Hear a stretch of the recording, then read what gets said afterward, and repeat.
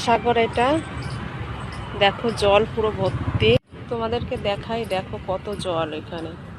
আর একটা আইল্যান্ড আছে এই যে জলের মাঝখানে, এখানে বিকালবেলা সবাই যায়।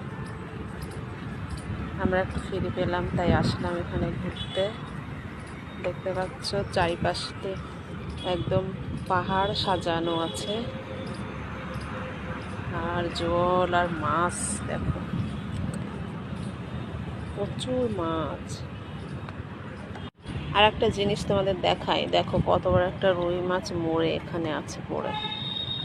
খাওয়ার লোক নেই, কেউ খায় না মাছ। দেখো এই সাইডটা আমি একটু জুম করে দেখাচ্ছি তোমাদেরকে, এগুলো লঞ্চ। আর আইল্যান্ডটা আছে এই যে,